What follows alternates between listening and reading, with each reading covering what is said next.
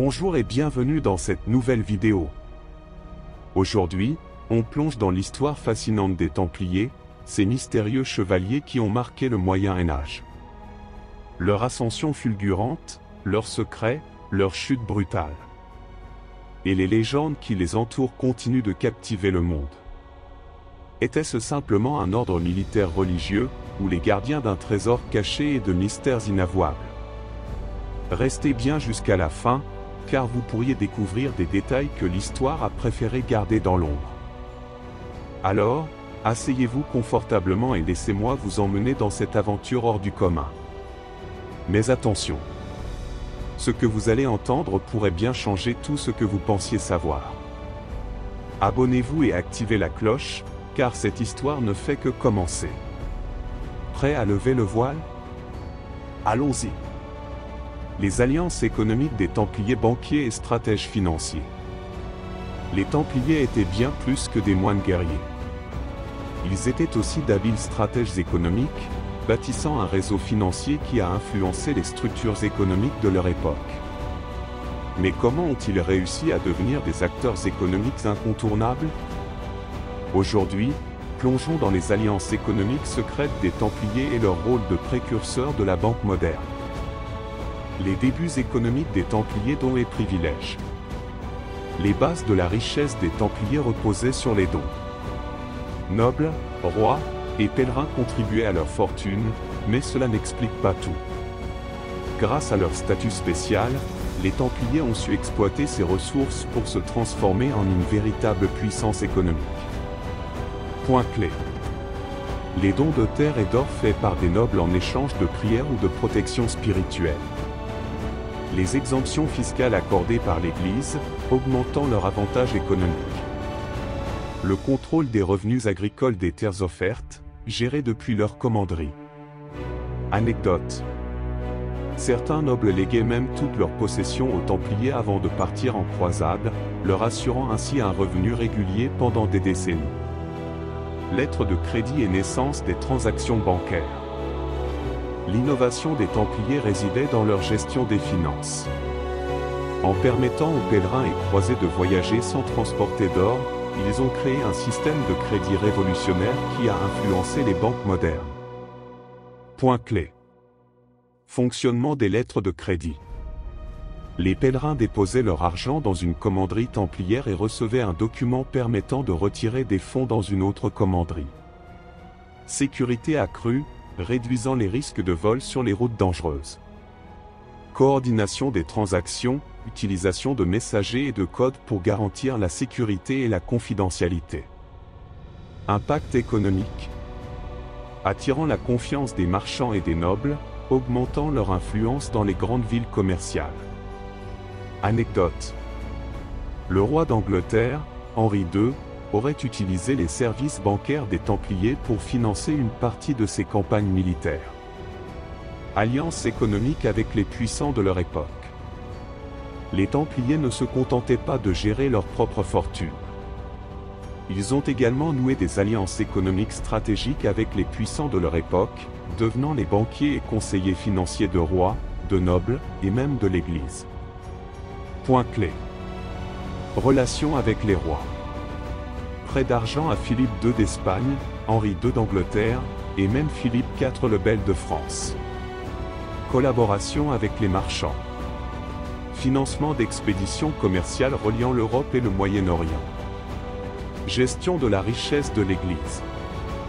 Les Templiers étaient souvent les gardiens des trésors des monastères et des cathédrales. Anecdote.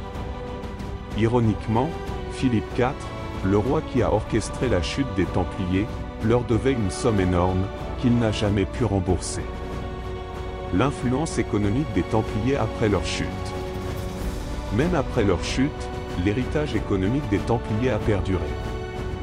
Leurs pratiques financières ont influencé les systèmes bancaires émergents et certains de leurs réseaux ont été repris par d'autres ordres. Point clé. Transmission aux hospitaliers. Une grande partie des terres et des richesses templières leur a été confiée après 1312. Impact sur les banques italiennes. Les marchands et banquiers de Venise et Florence ont adapté leurs pratiques. Éco-moderne. L'utilisation des lettres de crédit et des réseaux financiers a pavé la voie aux systèmes bancaires actuels. Anecdote. L'idée d'un trésor caché des Templiers est peut-être née du fait que leurs richesses semblaient disparaître après leur chute, bien qu'elles aient été redistribuées ou dissimulées. Les financiers du Moyen Âge. Les Templiers étaient bien plus que des soldats. Leur habileté financière et leurs alliances économiques ont fait d'eux des pionniers dans un monde en pleine transformation. Leur influence économique, bien que méconnue, reste l'un des aspects les plus fascinants de leur héritage. Les Templiers et la navigation, les gardiens des routes maritimes. Les Templiers ne se limitaient pas aux terres. Grâce à leur flotte et à leurs compétences logistiques, ils jouèrent un rôle essentiel dans la navigation médiévale. Des pèlerinages maritimes aux expéditions secrètes, les Templiers étaient aussi des gardiens des routes maritimes. Aujourd'hui, embarquons pour une découverte fascinante de leur influence sur les mers. La flotte templière, une puissance maritime méconnue. Pour soutenir leur mission militaire et économique, les Templiers ont développé une flotte puissante. Cette flotte leur permettait de transporter des hommes, des richesses, et des informations cruciales à travers la Méditerranée et au-delà. Point clé. Les principaux ports templiers. La Rochelle, France.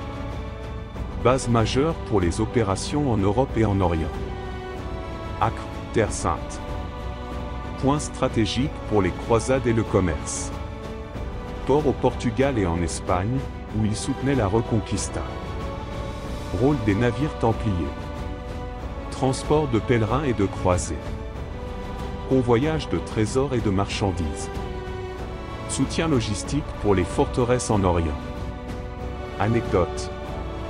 Lors de la chute de l'ordre en 1307, il a été rapporté que plusieurs navires templiers ont quitté La Rochelle chargés de trésors, alimentant les légendes sur leur disparition.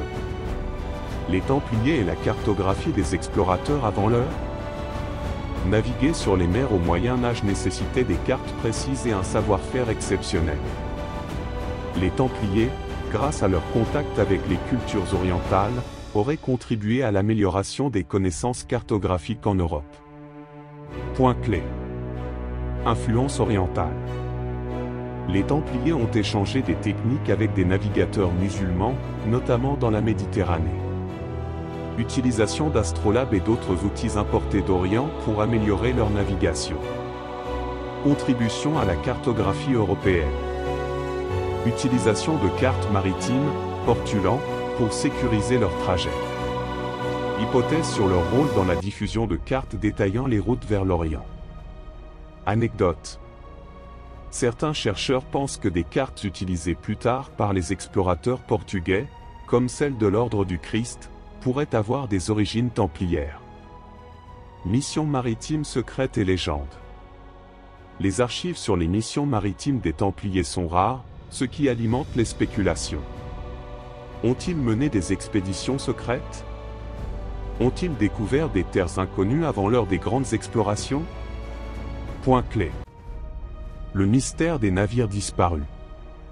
Des rumeurs selon lesquelles des navires templiers auraient exploré des terres inconnues, notamment dans l'Atlantique. Le lien avec l'Ordre du Christ.